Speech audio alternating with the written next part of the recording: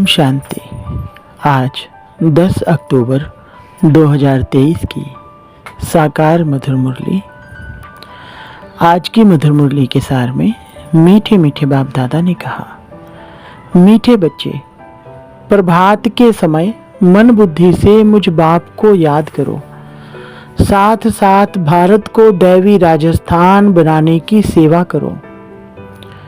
प्रश्न, सूर्यवंशी राजधानी की प्राइज किस आधार पर मिलती है?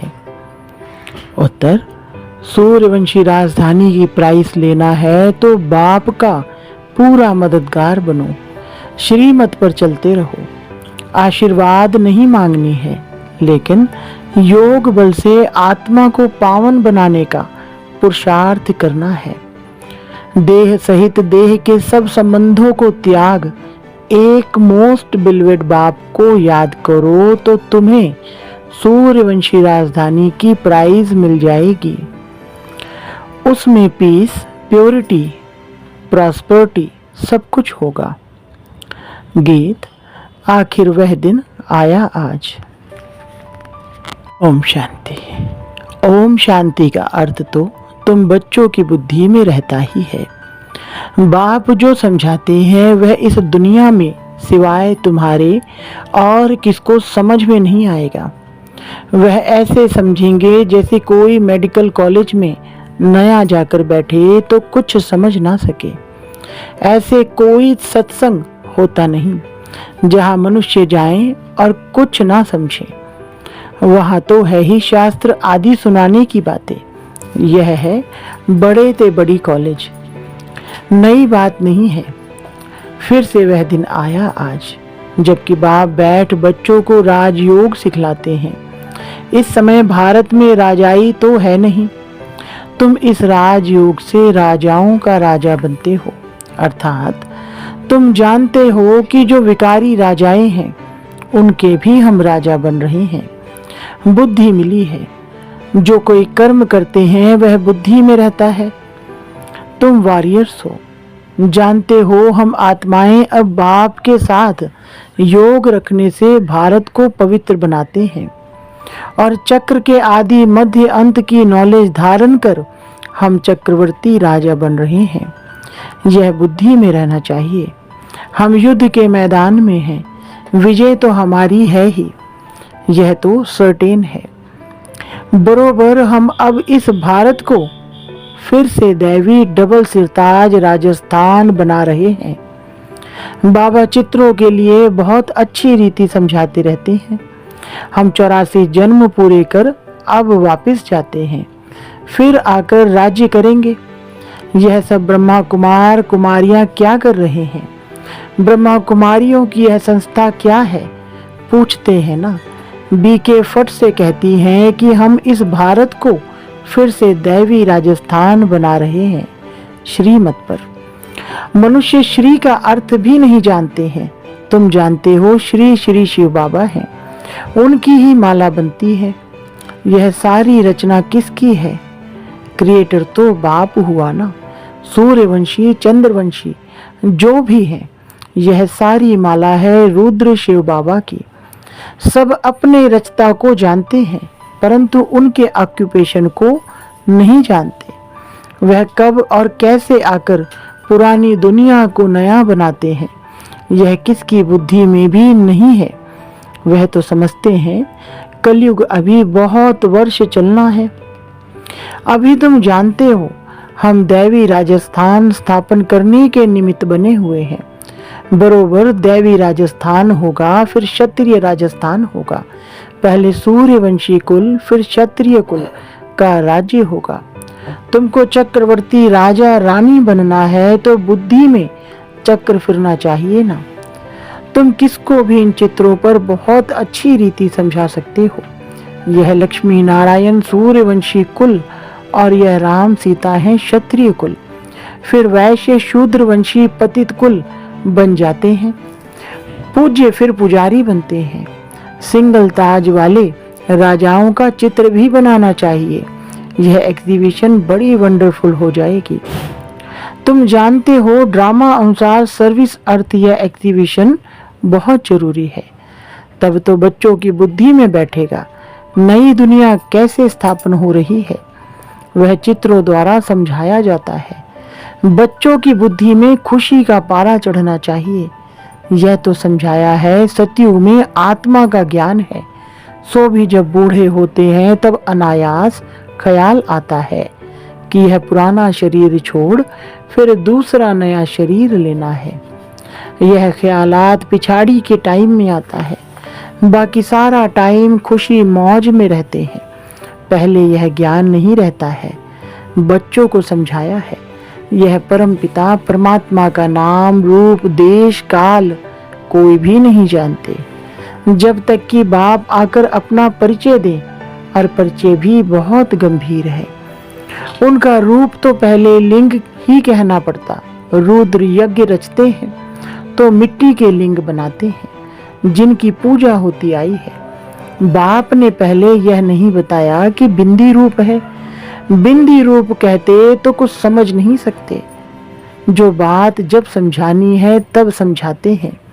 ऐसे नहीं कहेंगे पहले क्यों नहीं बताया जो आज समझाते हो। नहीं, ड्रामा में नूंद ही ऐसी है। इस एग्जीबिशन से बहुत सर्विस की वृद्धि होती है। इन्वेंशन निकलती है तो फिर वृद्धि होती जाती है। जैसे बाबा मोटर का मिसाल देते हैं, पहले इन्वेंशन करने में मेहनत लगी होगी, फिर तो देखो बड़े बड़े कारखानों में 1 मिनट में मोटर तैयार हो जाती है। कितनी साइंस निकली है। तुम जानते हो कितना बड़ा भारत है, कितनी बड़ी दुनिया है, फिर कितनी छोटी हो जाएगी। यह बुद्धि में अच्छी रीति बिठाना है। जो सर्विसेबल बच्चे हैं उन्हों की ही बुद्धि में रहेगा। बाकी का तो खान पान झरमुई झगमुई में ही टाइम वेस्ट होता है। यह तुम जानते हो भारत में फिर से दैवी राजस्थान स्थापन हो रहा है। वास्तव में किंगडम अक्षर भी रॉन्ग है। भारत दैवी राजस्थान बन रहा है। इस समय आसुरी राजस्थान है। रावण का राज्य है। हर एक में 5 विकार प्रवेश हैं। कितनी करोड़ आत्माएं हैं। सब एक्टर्स हैं। अपने अपने समय पर आकर और फिर चले जाते हैं। फिर हर एक को अपना पार्ट रिपीट करना होता है। सेकंड बाय सेकंड ड्रामा हूबहू रिपीट होता है। जो कल्प पहले पार्ट बजाया था वही अब बजता है।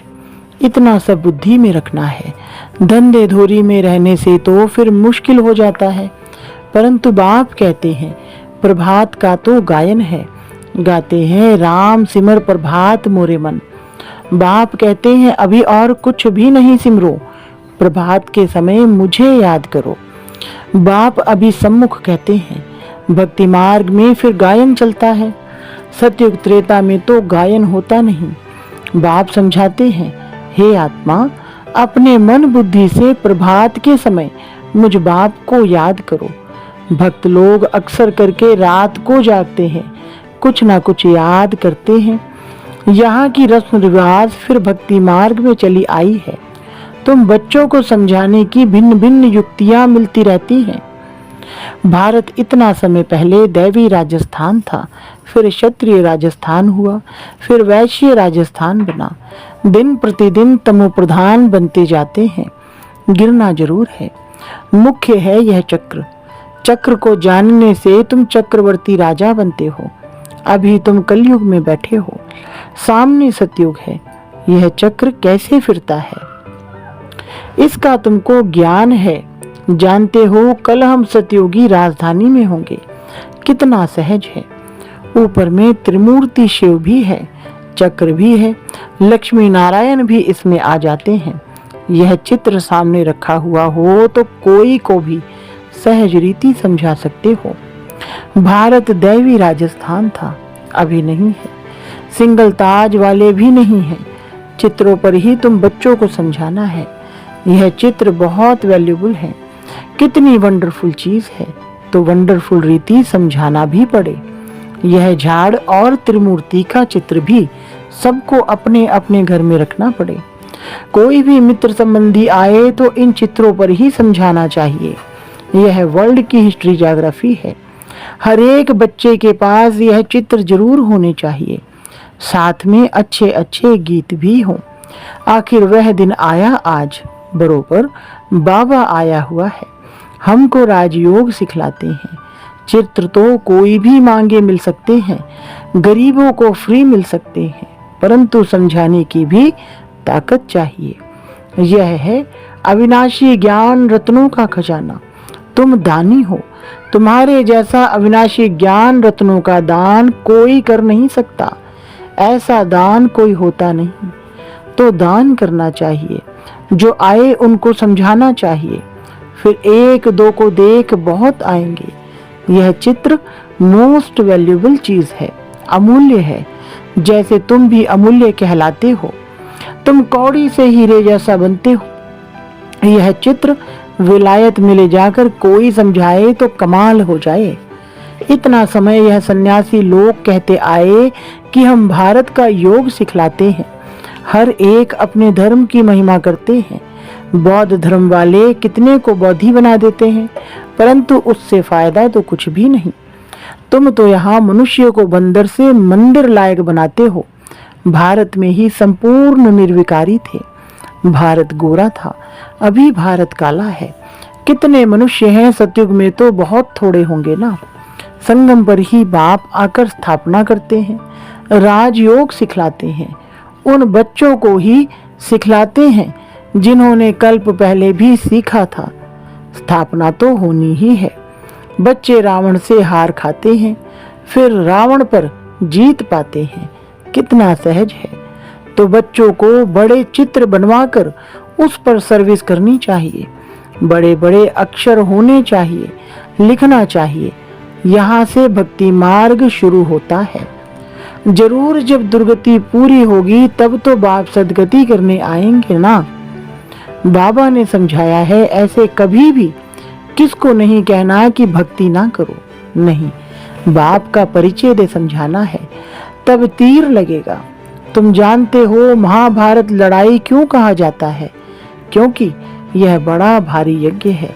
इस यज्ञ से ही यह लड़ाई प्रज्वलित हुई है।